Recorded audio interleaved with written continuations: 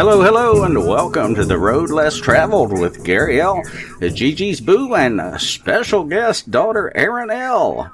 Wow. Hello, everybody out there in RLM land, Real Liberty Media. Hey.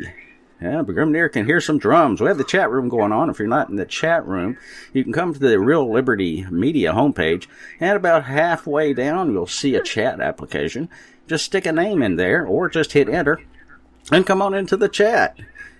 Yeah, okay, Vinny says there's a 1 minute lag tonight. We noticed that on our some of our communication stuff there's a lag.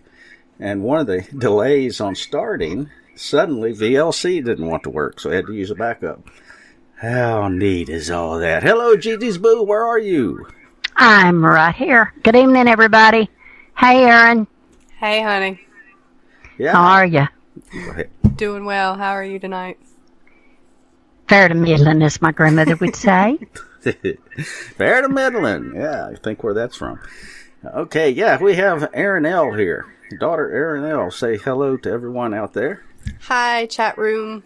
And all the people listening in on Real Liberty Media Radio, RLM Radio. Hey, shout out to all those guys. Freedom's Network over there, another wonderful website you can join into, alternative to Facebook. And Graham's hearing an echo. Hear an echo. Well, let me think why that might be. Echo. All right, how about now? Is that it? I don't hear an echo. Any echo? Hello, echo. Echo. I don't know. I don't know. Boo Boo? You hear an echo, Boo Boo? No. Let us know if you keep hearing it, Graham. Uh-oh, I hear sirens. Oh, God, Atticus going to start. There goes Atticus. Okay. Anyhow, here we are tonight. And the title of this, I guess, it's kind of loose. It's not really a firm title, but it's basically what in the world is going on in the world? What's going on? What in the hell is going on? I mean, wow. There's just so much stuff. And, of course, it's all related to this event that we just had recently. I'll call it an election. And it just seems like everything went nuts. Went crazy. Went nutty. Yeah. But, you know, one of the things we'll do tonight, I have some actualities. There's Beth Z. Hey, Beth. Hey, Beth. What's up? The old green team. That's back in the day. That's pre-Boo Boo Bear, actually. Okay, thanks. Now, see, I caught you in something because you told me one time that nothing existed before Boo Boo Bear. Oh, wow. Wow. Hello, chat room. Let's change the subject. I had to say that. Yeah. We got Asmo and Barman. Hey, he can set us up with all kinds of things. Beth Z, Cowboy Tech, Darth Romes, Grimnir, Moose Girl, Kate, the Atomic Punk, Chow Sidoni, Chloe again, and some guy named Gary L. And I be Don C 2 times. Java Doctor, One-Eye Taco, Meister Brow, Robert Sock Puppet, Vinny, and behind the woodshed, there's Hal. He was just on it from 3 to 5. If you missed that, don't know what to tell you. Clank, Colfax, etc. Frumpy, GGsBoo, Graham Z, Grindle, Jehovah Kozu, and Pawn Sauce. That's quite a collection of people, isn't it, there? It is. Wow. Quite a collection. What we're going to do... In the house tonight. What we're going to do is we're going to try to analyze a little bit about what in the heck is going on. If it only went nutty if anyone believed in the clap. That's the corporate lame-ass propaganda media is what that refers to for those of you who aren't familiar with it. Yeah, that's true. Yeah, she got me good, Beth. She did. I'll have to sing Who's Your Daddy? You're crazy. Oh, where are you going? Okay, we'll have to hold off here for a second while ErinL deals with something in the house. Anyway, GGsBoo, what's been going on? Hey, Dibby Duncy. Just watching the crazy news and seeing how really stupid people can be. Never knew it existed. Yeah, absolutely. If you have to mind me if I mute out sometimes, I'm getting over this nasty cold, and I have to cough occasionally, so I don't want to cough in your ear. That's very rude. Anyway, what we're going to do is we're going to throw a few clips from an interview that was made with John Pilger. For those of you not familiar with John Pilger, he's a very fine journalist and documentarian English guy. He writes some neat stuff. He makes some neat stuff. And he was interviewed by RT with respect to the outcome of the election and basically addressing how we got where we are. And I thought it was quite good. So, I don't know where the echo's coming from, guys. I have nothing here. There's a single microphone. And let me speak. Are you getting echo when I speak? No player going. There's no players. Nothing. Let me double check, make sure I don't have anything. Nope. Browser's completely closed. I don't know. It's just running back through the system somehow. All right, I apologize for that, but it won't be in the archive because we did a test recording prior, and there was no echo there. Anyway, so what we'll do is we'll take a few outtakes from that interview, and we're going to play them and use them as discussion points or discussion starters, I suppose. So let's go ahead and hit one. I think the only people who are surprised are those who enabled it to happen. And I'm speaking about mainly what I would call in the United States a liberal class, to a certain degree in this country, a liberal class. They told us that only the status quo, only a corrupt, warmongering status quo would be acceptable to the majority. Their surprise will have their hyperventilating and their frustration and their frenzied reaction to this for a long time. They've created Trump. They've created Trump in the same way they created Blair, in the same way that others like these people, like the kind of populist that Trump is, in the United States, they corrupted a voting system within the Democratic Party that ensured that another populist, Bernie Sanders, I don't think really he would have beaten Trump, but he was a populist, but instead the corrupt candidate, the embodiment of the status quo that has declared the whole world a battlefield, was the candidate of sanity, the candidate for women. This grotesque campaigning for a candidate for a person who represented great rapacious power has been probably the most eye-opening side to this. Okay, GGsBoo, any thoughts on that, what you just heard? Yeah, you're going to find people everywhere that are going to find fault and blame with somebody else. And I think the Democratic Party is very, very corrupt. Now, let me say this. I'm neither party. I was raised with a very political family. My family was taught to listen and vote to what you thought was the best. So I think it's left up, and you're going to bring some points out on how people perceive things and how we were taught and how maybe some of the system, the family structure, has been broken down some, or the way that our culture, you have changes in every culture. So I'm going to stop with that. You go ahead.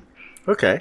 I noticed that Beth Z calls it a cult of personality. I think that's a pretty interesting description. What are any thoughts on what you just heard, Erin? Well, I would tend to agree with the speaker because we have, in this country, watched our entire society just systematically break down, even just in my lifetime, that I've been aware to see, especially during my entire lifetime. So I was telling my dad the other day that his generation was probably the last really good, solid one with a good, solid upbringing. And since then, it's gone completely downhill and especially nosedived in the last 15, 20 years, maybe. Okay. Yeah, that's a very disturbing thing, and there are a lot of aspects that we could touch on with that. We could touch on with the all the economic changes that and this whole, I will call it farcical, fake women's lib business that was nothing more than designed to put another person in the workplace to make another taxpayer. That's all that was, and to create another consumer. And I'll catch a lot of heat about that opinion, but that's my opinion. I think that's all there was to that. So what happens is now you don't have a functional family unit. And so what happens to the offspring in a situation like that? They end up more reliant on the public education system. Certainly the churches kind of fell out of the picture too. That's another issue. But you had your public education system. They're more and more dominated by collectivists, by communists, really, and I call it what it is. It's freaking communism. That may sound like McCarthy, but the fact of the matter is that the history is very clear that there's a Marxist, communist, and I'm not going to leave Zionism out because they're basically all the same things. And I'll catch a lot of heat over that too. But that's just life in the fast lane as far as I'm concerned. Any thoughts on that? Women's lib is a laugh to me. Go ahead. And I really think it's just a pointless bunch of mess. And I agree with you about the breakdown of the family structure. And here's a question for everybody. And I'm not putting down anybody that that's ever been married and divorced or anything. But how many people in this chat room tonight had a mother and daddy that were married all their lives? Never divorced, never remarried, married. Okay, so there won't be any dead air while we're waiting for. Okay, I'm sorry. No, I mean, there's a lag, so it's going to take a second for that. But what I'm saying is, my mother was married one time before, and my father was a sperm donor. My daddy is my daddy, the one that raised me from the time I was a little bitty tiny girl. But my grandparents, get a load of this, my grandparents were married 65 years. They worked side by side. They were hardly without each other anywhere. They dated 5 times, and he married her on the 6th date. And I asked my grandmother, I said, how did y'all make it that long? How did you do it? She said, we came from an era where it was broke. You fixed it. You didn't walk away. Now with that, I'm going to hush. That's okay. I think you bring on some very important elaboration on the point. Betsy made a comment that they, the ubiquitous they, and I think we know who we're talking about, shape the culture with education and media, and by making social, quote, norms. I completely agree with that, Beth. Tell her to come up to the mic a little bit, Gary. Yeah. Yeah, and okay, Brenda brought up a good topic. I and Erin's mom are divorced, so you turned out pretty differently than most. Mm-hmm. Would you agree with that? I would. When I look at my generation, yes. And so, I don't know. Why do you think that is? I don't know. I think because all that runs through my mind is cause and effect and take responsibility. And those are the big ones. I remember those things from you relentlessly, and it worked really well. Okay. Brenda, any thoughts there? Yeah, I think she had a good role model for you. Okay, Honestly, I'm not because I love you and love the ground you walk on, and you're my husband and the love of my life. You are a very grounded person. You have good morals. You have, you're just an all-around good person. I'm just too old not to be bad anymore. So. Now listen, we can say, what is it that I said to you? Which thing? I might not be lean, but I'm still mean. Lean, mean, fighting machine. That's right. Okay. Let's check out another of Pilger's comments and see where it takes us. Beth says, I'm glad to hear you are seeing that out there, Erin, and being aware. Very much. Thank you. Okay. Here we go. Pilger 2. She is clearly the embodiment of a corrupt system. She is the embodiment of a very dangerous warmongering system that has declared the world a place where it can go to war wherever it likes, where it can bomb agricultural communities in Yemen, where half the children are malnourished, where it can do what it likes in Syria, do what it likes in Iraq. I think most of humanity regards that kind of behavior from the allegedly most powerful country in the world as abhorrent. Okay. What kind of reactions do you have to that, Erin? Again, I can't disagree with him because I think in this country we are so insulated with our bought-off media that we don't have a clue what's actually going on in the rest of the world. So when you go to looking and you see things like what's happening in Yemen, it breaks my heart when I see how many, hundreds of thousands of children are pushed out into the desert and they're all starving to death, and we don't hear a single thing about that. With all these butthurt people getting ready for every other cause when it comes to children, but I read something where, what did it say? It said something about the children are always the ones that suffer. No matter what it is that's going on, it's always the children that suffer, and I completely agree with that. Absolutely.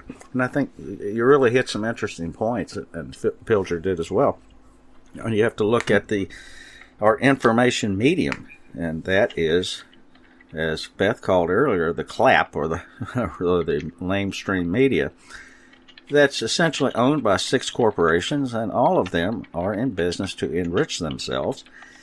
And war, whether we like it or not, has been the supporting factor of our economy since whatever happened on 9/11 happened. That's been. Brenda, what do you think about all that?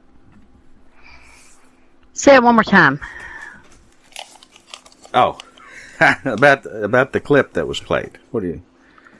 Oh yeah, I think it's if you're talking about the feeding of the powerful and the hungry, and I'm like Erin, you don't have to go to Yemen. All you got to do is go up the road to the Appalachian Mountains, and you'll see people that are living worse than third world countries are. Instead of making all this money like everybody makes and trying to try to grab the power, take that energy and do something constructive. Yeah, I agree with you. And I think what you bring up here is that there's no money to be made in taking care of the people in this country. Is that what you're saying? That's right. Start at home first. Well, it's not profitable to do so.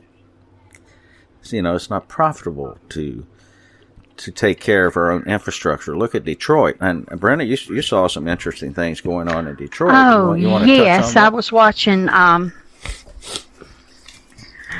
can't remember the name of the channel. It's a channel that I didn't recognize, flipping.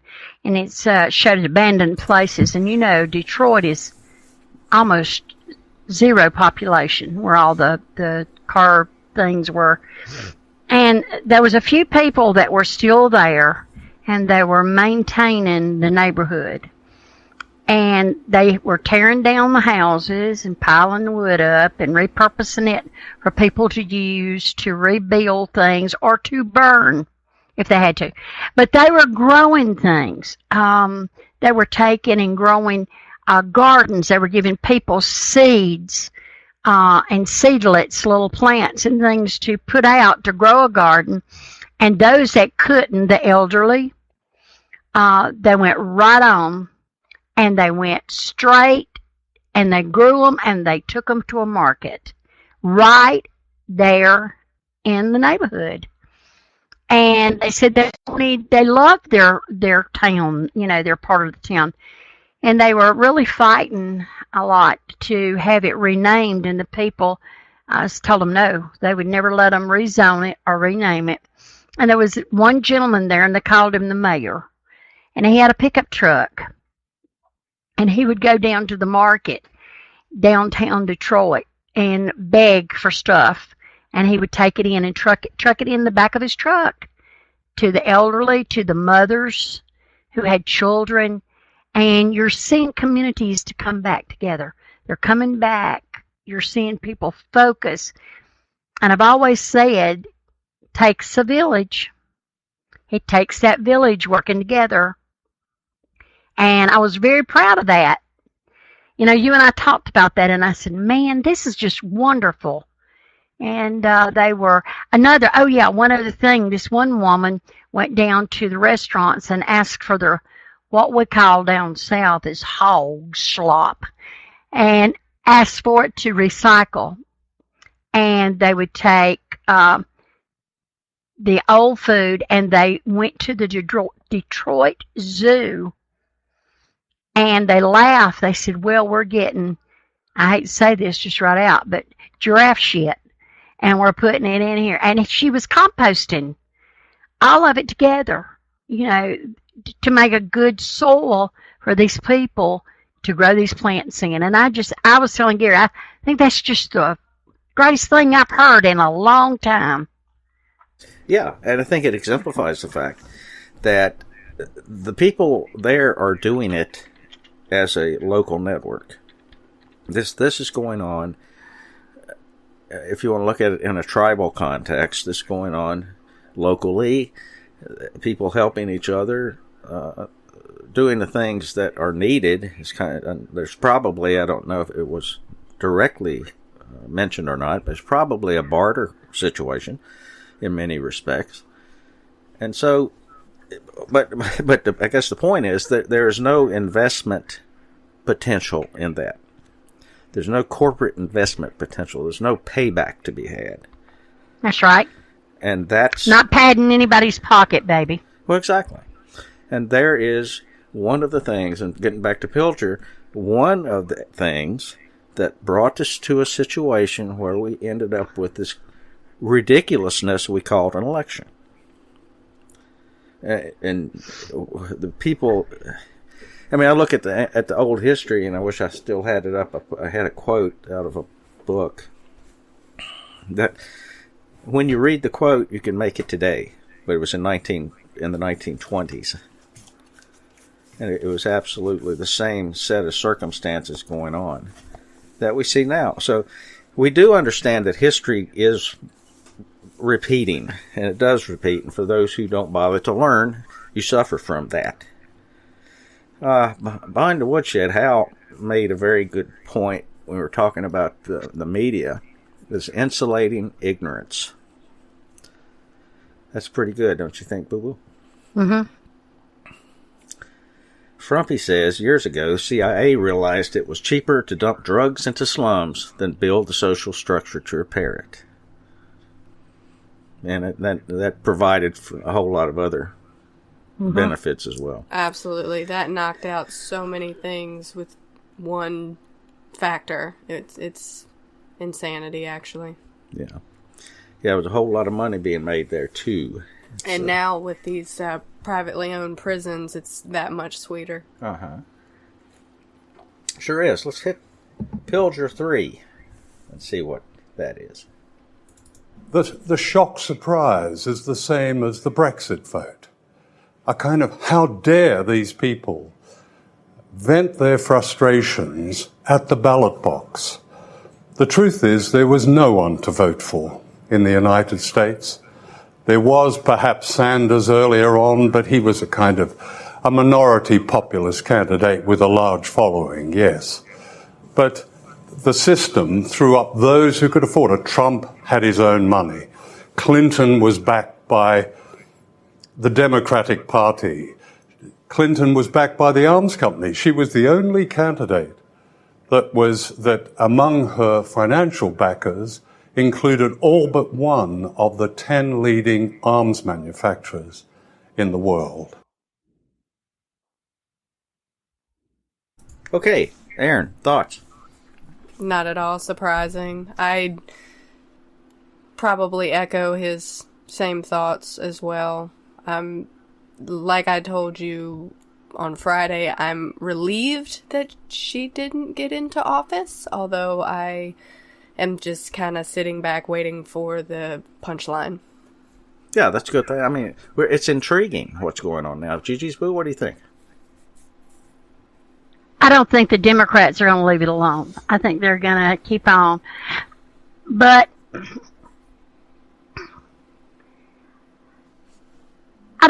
I'm not going to talk politics, but I don't think that she was the right candidate.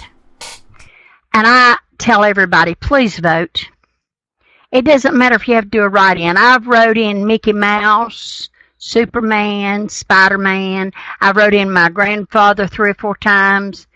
And vote. But I just think, Gary and I come to odds over this sometimes, but he lets me alone, lets me do what I want to do about it. But he swore.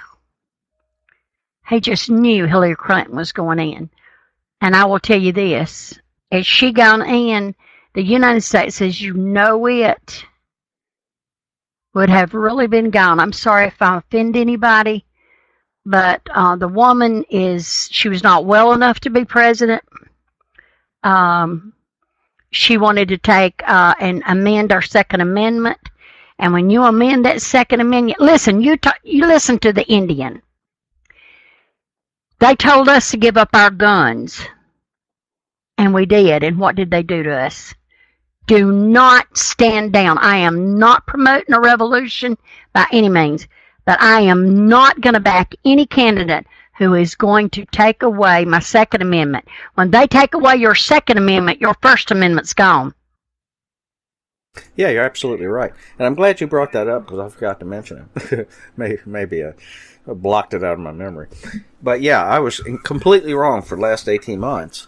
I have been adamant about the fact that it wasn't so much that, we can talk about voting all day long.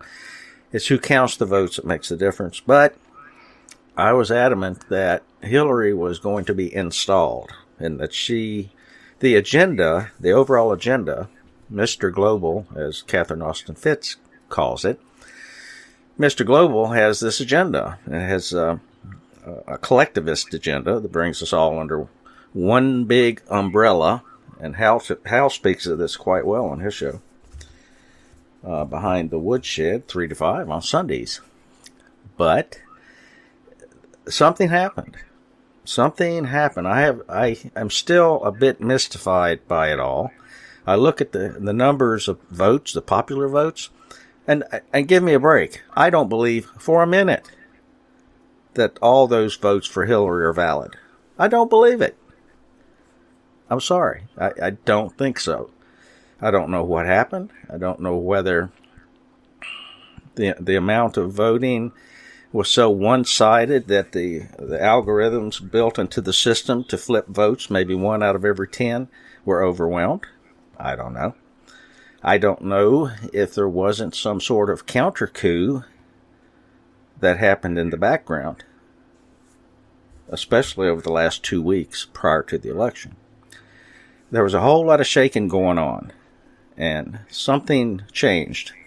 And you can see that the media, the Democrats, these George Soros funded people are totally in. They're all in. I mean, it's like Texas Hold'em. They're all in. There's something significant was represented by this latest series of events. Thoughts? Okay, I'm going to give you some thoughts. Go ahead. Okay, Donald Trump was born on June the 14th, 1946. His birthday this year, he was 70 years old. 7 months later, from June the 14th, July, August, September, October, November, December, whatever, June, whatever. Count it. That's going to be another 7. From January 14th to the 20th, when he's sworn in, that's another 7. The Indians have put the 7s together. That's our most sacred number. Take it for what it's worth. Yeah, it's interesting. You might say I'm crazy, but Indians look at things like that. You got 3 7s. No, I don't think it's crazy at all. I think there's a whole lot more to our reality than we're willing to recognize. But anyway, that was just my 2 cents worth. I think something happened, something significant happened. That it's just crazy. Look, the Republicans didn't like Trump, the media didn't like Trump. Everybody's Hillary, Hillary, Hillary, Hillary, and it doesn't happen. That's really weird. That's beyond weird. Thoughts? Yeah, they gave her a great layup with the whole FBI deal and everything else surrounding her, and then all of a sudden, just a few weeks before the election, everything turned and they were just going after her. You could see it in the newspapers where it was this stark split between the love and the hate of people defending her and people just going after her for what a monster she is. Mm-hmm. And then all of a sudden they pulled out, I guess. They pulled out just kind of like they did to Bush. By the end of his second term, he was made a mockery of. Not gonna go any further, and I have no personal feelings about that. I'm just stating a fact that when things don't go as planned, they'll throw you under the bus, and it doesn't seem that anybody's above that. Yeah, and I.B. Donsey threw in a YouTube video for anyone who's interested. That the title is Trump Prophecy, the Donald Trump 777 Presidential Inauguration Prophecy. So there, GGsBoo. Yep. You might want to take a look at that. I will. Yeah, I see you said that in the chat room. Mm-hmm. Yeah, a lot of Meister Brown. There were so many things. It was just WikiLeaks wasn't one. Now, I'm gonna tell you my opinion of WikiLeaks. They're a CIA front. Nothing more, nothing less. And so what comes out in WikiLeaks is being leaked for a purpose.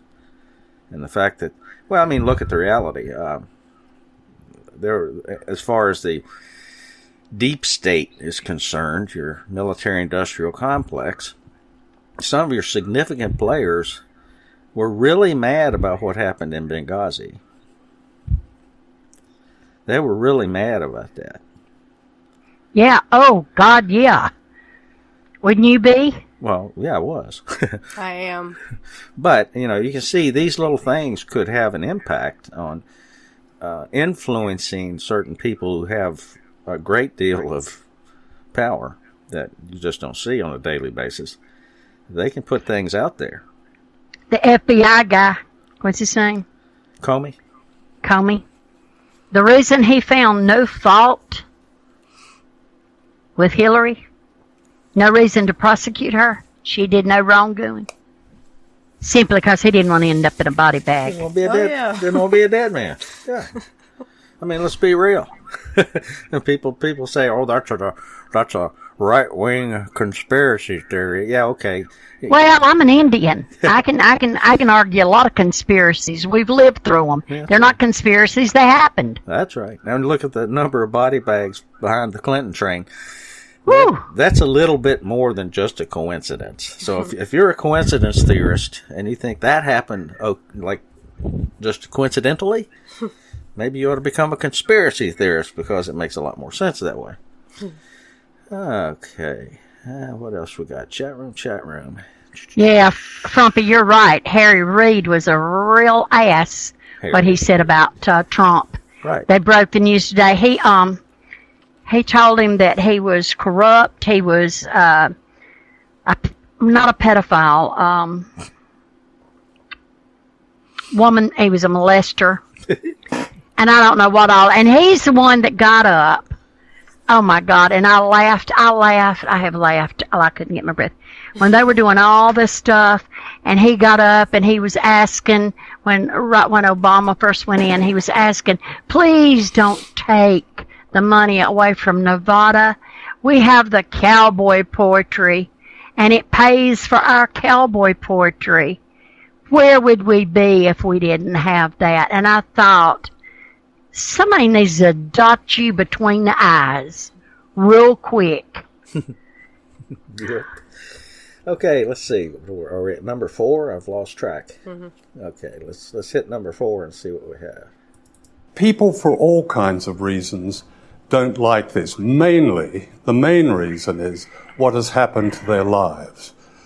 The way a corrupt banking system has destroyed their lives, has destroyed jobs, destroyed whole cities and towns, the towns that the Democratic Party once claimed to represent. That's what they don't like, and that's why they voted for Trump. I would have thought they would have voted for a Trump. He articulated it very well. There's no question about that. But a Trump coming along up against a candidate representing this corrupt status quo, this corrupt establishment, would have won. Okay. Any reactions? No? I think there was a different hand in it to cause it. What do you mean? There had to be a divine hand in this. Well, that's certainly a possibility. Something happened. Now, yeah. I'm not. Thanks, Meister Bro. I'm not going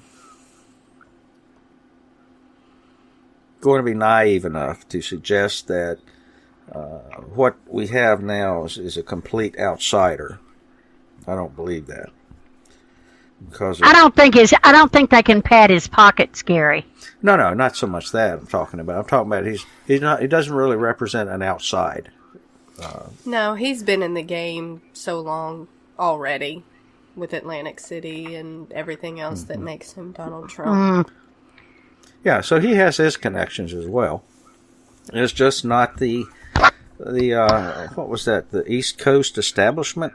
But I guess it is sort of. It kind of is sort of that. But it's not the Yaleys. It's not the Harvards. It's not the Yaleys and the skull and crossbones people. Right. You got a whole different panoply of characters that are going to now become involved, and I don't think it's going to hurt us. I don't think it's going to hurt us at all. And on the other hand, I feel very confident that a Clinton, another continuation of the Yaley, Skull and Bones, Mania Airport, drugs for money, 9/11s, what was that bombing, and Oklahoma City bombing, and Waco, Texas, all these things. Timothy McVeigh. I'm sorry? Timothy McVeigh. Yeah, all these things happened under that cabal of criminals. All of them did. So at least now we have an opportunity to take things in a different direction, and we might actually see a better outcome. GGsBoo, thoughts? I know we're going to see a better outcome. Okay. What do you think? Just as well as I know, my granddaddy told me one time, I said, "Granddaddy, how old are you?" He said, "By God, I'm old enough to eat cornbread." And I get joked. So he knew he could eat cornbread. I know it's going to be a better outcome. Mm-hmm. And from your perspective, Erin, what are your thoughts about all this as you've been listening? You talking about in the world or what we're talking about? Yeah, but just overall. I mean, we need to talk about what needs to be done to head in the right direction. Well, it's difficult because I'm younger and have less broad of a vantage point over time. But what I'm seeing of my generation and generations since, and this entire breakdown of society is scary. Mm-hmm. It's difficult to stomach, and unfortunately there's no one fix or another fix because it's been so completely what's the word I'm looking for? Obliterated. Saturated. Yeah, right. It's been completely saturated in all of this mess that there is no easy way out. Whatever way out, whatever the fix is going to hurt, it's going to be painful. There's going to be a lot that happens that's not going to be good. Mm-hmm. But sometimes you just have to rip that Band-Aid off and make it happen. Yeah, sometimes you have to rip the scab off. Right. And that's pretty much, I think, what we've developed. We have go ahead. Let me make one suggestion here. If you know how to do anything, just work on computers, set up websites, like I do, sew, can, crochet, survival. Please share your knowledge with a younger person. Take it on yourself to educate, to pass your knowledge on, because we already see they're not going to get anything in school. They've even stopped teaching how to write cursive. Spread your knowledge on to younger people, to children. You might not think you have any knowledge, but you do. So pass it on. I'm off my rant. I absolutely agree with you, Brenna. Absolutely. I was just telling Dad about my feelings on this, and it's exactly that. Because I read a quote that said, if you can't change the world, go home and love your family. Mm-hmm. That's the way to do it. And as a young person that's always felt like a much older person, because I was very insistent as a very young child to watch old TV shows and old movies. I didn't get indoctrinated with a lot of cartoons and things like that. I wanted to watch stuff from when my dad was a kid, things that were a lot more wholesome. So I think that had a lot to do with what shaped my point of view about how we behave and how we treat one another, and as a society, what you're supposed to do. And I absolutely believe wholeheartedly that getting back to a trade, getting back to things that are more realistic, growing food, introducing children and people of all ages to these things, because we literally have people my age and on either side that don't understand where meat comes from. They don't understand what vegetables are. And not just food, that just happens to be a big thing for me, but they don't understand how to think critically. Mm-hmm. They don't understand how to disagree with someone and still be respectful. Mm-hmm. Exactly. All of those things have been stripped from us. And to make a comment on something that was said earlier about women's lib, another aspect that came from that, with the fracturing of the nucleus of the family, you then had all of these money these $1 million businesses such as fast food that came into demand because everyone was working and they were busy, so they just needed something quick and convenient. And then you're looking at daycares, and then you're looking at there's a million things that they're all starts that break down. And then when the parents start to break down, the entire family is broken down because this wasn't meant for one person to do. So you attack that, and then the children get it, and then we won't even get into the judicial system, even on a lower level of caring for the broken families. They aren't concerned about children. They're concerned about messing these kids up enough to make sure that they have more revenue coming in the next generation. I'm glad you said something about that. Because if you notice, the government rewards a lot of these women to have one child right after another, stay home, live off the little bit. They give them housing. They pay, they have a little money coming in. They have food stamps. There was a woman that was on, they interviewed her. Was it on TV or did I see it on something else, where she said she had 12 children and she wanted to know she wanted to know when the government was going to be responsible enough to take care of her and her children. I almost fainted. Absolutely. Honey, you got 12 children. The government ain't your baby daddy. Right. Well, you bring a good point about how, and this goes back to that Marxist communist agenda of dependency. Absolutely. And state control, centralized control. And let's not kid ourselves. And I know I'm sounding like McCarthyism and all this stuff, but let's not kid ourselves. The history is very clear that there's been this agenda to extend this umbrella over the entire world. And you can look back through our history and you can see the players that have been. I mean, I can name some names. Harry Hopkins under the Roosevelt administration. He's an interesting fellow. Look him up. Yeah. Roosevelt, I think, when he started the WPA and all that, that was really to help people. And the welfare, that was to help people because that was during the Depression, and people were going way off to pay 14 cents an hour. They thought that was a lot of money. Yeah, but it's always sold as a way to help people.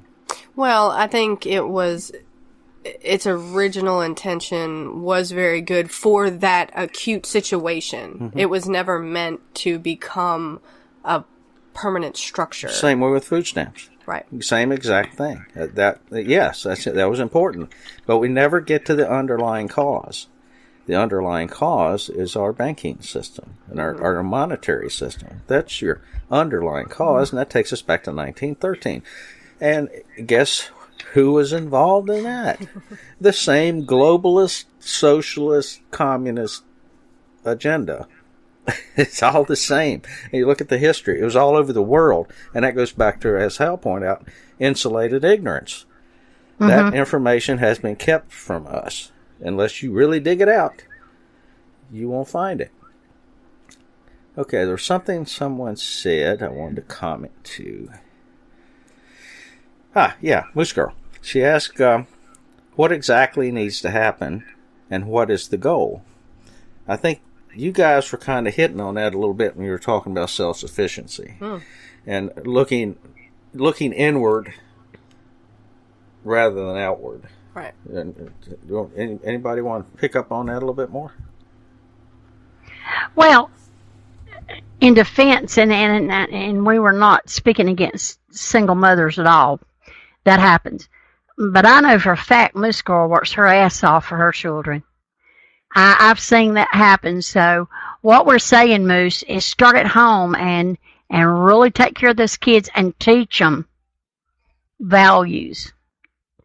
Make them get an education. Nothing comes for free unless it comes with a price. What people can't understand now is this. They got you on a certain amount of money a month.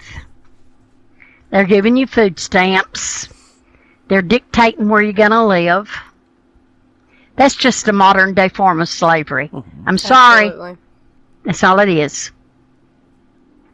I really admire Dr. Ben Carson's mother. She had a 3rd grade education, and he came from the ghetto. But he did not let that stop him. And his mother did not let that stop her. So. Yeah, that's one thing I rant about constantly is working. That seems to be offensive to people. Is that life is not fair. I say fair is a fairy tale. And it's not here to be given to you. Life is not here for you to passively float through and say, oh, woe is me. All of this has happened to me. It's to work hard. If you want something, you have to work for it. And that's one of the biggest things that I tell kids these days, because it's a fact. There's no getting away from that reality. If you want something, you have to work for it. And even if you come in last, you still have to continue to give 110%. Mm-hmm. Brenda? That's right.